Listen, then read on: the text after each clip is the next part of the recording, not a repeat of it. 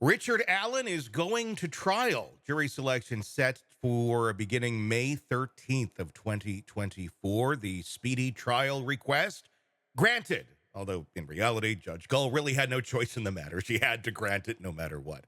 Now, does that mean that there could not still be delays? Well, yeah, there still could be delays. We don't know exactly how or when or what yet. One of those possible delays could be the request for that Frank's hearing, which has now been filed by Richard Allen's defense team. Joining us to discuss the case, Jen Coffindaffer, retired FBI special agent. What do you think? Are we going to get a Frank's hearing on this finally, or is just a lot of this going to have to come out during the trial?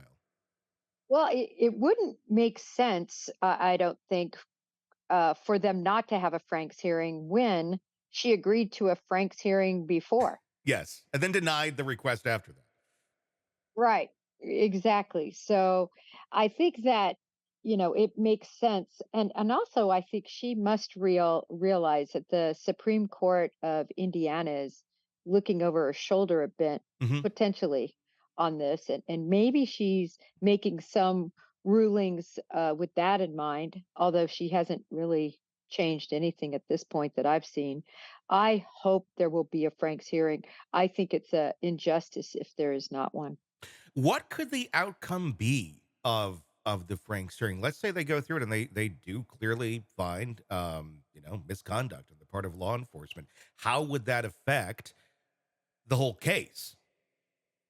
Well, it can really affect the whole case because if somebody is proven to have planted evidence, to have not told the truth, to have purposefully taped over a conversation, something like this, that could mean that individual would not be able to testify at the hearing. Hmm. And if they can't testify at the hearing, that could, mean some evidence could not come in. Hmm. It could be really detrimental to the prosecution if something like that occurred. I mean, at the end of the day, if Richard Allen is convicted on these crimes, he truly has a get a new trial free card with him, with everything that has taken place. But if he's found innocent, then I guess game over for him anyway. But the reality is, though, you still have a killer out there if he's innocent that Delphi has not wanted to look into because they've been so hell bent saying it's Richard Allen, it's Richard Allen, la la la la la, it's Richard Allen. That's got to be ultimately, I mean, for the families, and that's what this is all about. Absolutely heartbreaking that the people you rely on to try and prosecute and to find the right person, it puts you back at square one several years now back. The most interesting part of this case, and I think what's going to be the biggest issue for the prosecution, is the FBI's stance on this case, at least early on. We haven't heard from them because they have not been allowed to be a part of the case for Mhm. quite some time. But, early on, they prepared that probable cause affidavit for a search warrant. And in there, it says that there's probable cause to believe that uh, Ron Logan Mhm. committed this crime. And I'll be very interested to see because obviously the defense attorney is going to call this agent Mhm. who testified under oath. And I noticed that they are seeking the information from the geofencing, which again shows Ron Logan's phone there.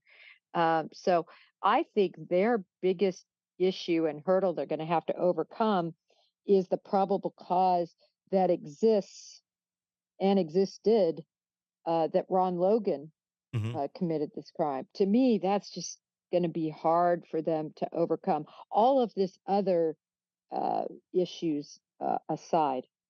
And the geofencing data is very interesting because they have like two or three people that cross basically into that area geofence wise of where the murder took place, the day it took place, the time they believe it took place.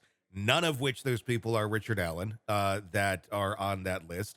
Um, that just seems to be like another glaring piece here to this whole case of, well, why didn't we look into this further? Why? I mean, that's pretty damn accurate information, or at least something, some road to go down and explore. I guess, are we going to learn a lot here, whether it be in the Franks hearing or whether it be in the trial of law enforcement in this case in Delphi really just, sticking their head in the sand, going, "We got our guy. Let's keep moving." Well, I think the geofencing information is going to be another dagger. It's another dagger because, as you said, Richard Allen did show up on the geofence, and I'm sure they'll try to get a expert to explain. Well, there are situations where a phone might not show up, Hmm. but I would believe that the defense will hopefully get a expert that would say the opposite.